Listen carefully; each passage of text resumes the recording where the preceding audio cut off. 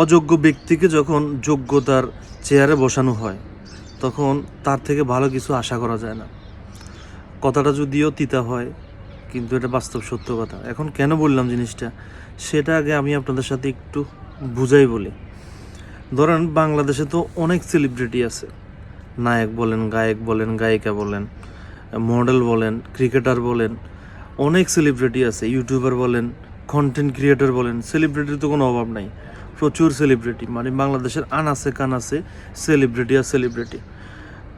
এটাও কোনো বিষয় না। বিষয় হচ্ছে আপনি যদি সেলিব্রিটি হন, পাবলিক আপনাকে ফলো করে, আপনাকে লাইক করে, এই জন্যই তো আপনি সেলিব্রিটি হয়েছেন। না হলে আপনাকে যদি ফলো না করে, আপনার কন্টেন্ট যদি পাবলিকে না দেখে, আপনি সেলিব্রিটি কীভাবে হয়েছেন? সেলিব্রিটি হওয়ার তো কোনো চান্সই ছিল না। পাবলিক আপনাকে লাইক করে বিদায়, আপনার ভিডিও দেখে বিদায় আপনার সেলিব্রিটি হয়েছেন। এখন একটা কথা আছে না, যেই প্লেটে খাইছেন সেই প্লেটে আপনি থুতু মারলেন, জিনিসটা ওই রকম হয়েছে। এখন ওই রকম কেন হয়েছে সেটা বলি আপনাদেরকে। গত 2 দিন ধরে একটা ভিডিও দেখলাম, একটা না কয়েকটা ভিডিও দেখলাম ফেসবুকে। খুবই জনপ্রিয় একজন কন্টেন্ট ক্রিয়েটার, খুবই জনপ্রিয় একজন কন্টেন্ট ক্রিয়েটর। ওনার ইনবক্সের কিছু কিছু জিনিস ভিডিও আকারে পাবলিককে শোনাইতেছে। এখন কত যে ভাই, আপনি একজন পুরুষ মানুষ, অবিবাহিত মানুষ, আপনার কাছে মেয়েরা নানান ধরনের জিনিস দিবে, কেউ হাতে নাম লিখে দিবে, কেউ আপনাকে ভালোবাসার মেসেজ দিবে। আপনি এগুলো গোপন না রেখে পাবলিকলি আমাদেরকে দেখাইতেছেন, আমাদের কাছে বলি শোনাইতেছেন আমাদেরকে। মানে আপনি নিজেকে কি মনে করতেছেন সেটা তো বুঝলাম না। কি বুঝাইতেছেন আপনি? আপনাকে মেয়েরা মেসেজ করে, আপনাকে মেয়েরা ভয়েস মেসেজ পাঠায়, আপনার নাম হাতে লিখে কি বলে ছবি উঠায় পাঠায়। ভাই জনপ্রিয়তা তো হিরো আলমেরও আছে, হ্যাঁ, জনপ্রিয়তা শাকিব খানেরও আছে, জনপ্রিয়তা সাকিব আল হাসানেরও আছে, আপনিও জনপ্রিয়।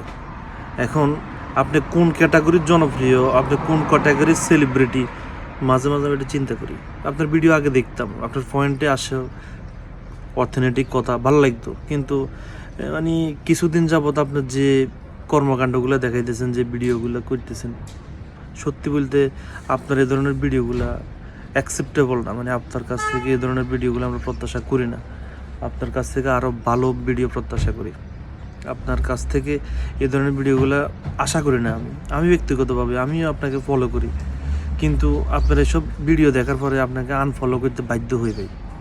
হ্যাঁ, সেলিব্রিটি যারা তাদেরকে মানুষে মেসেজ করবে, তাদেরকে টেক্সট করবে, তাদের প্রচুর অনুরাগী থাকবে, ভক্ত থাকবে। তার মানে এই না যে আপনি ভক্তদের সাথে ছিনিমিনি খেলবেন। এখন যেটা হচ্ছে সেটা আপনি ছিনিমিনি খেলতেছেন ভক্তদেরকে নিয়ে। জানি হয়তো কথাগুলো আপনার ভালো লাগবে না, কারণ আর আমার ভিডিওটা আপনার কাছে পৌঁছাবেও না, কারণ আমার ওই ধরনের ফ্যান ফলোয়ার নাই যে আমার ভিডিওটা ভালো রিচ করবে, ভালো ভিউজ হবে, আপনার চোখের সামনে যাবে।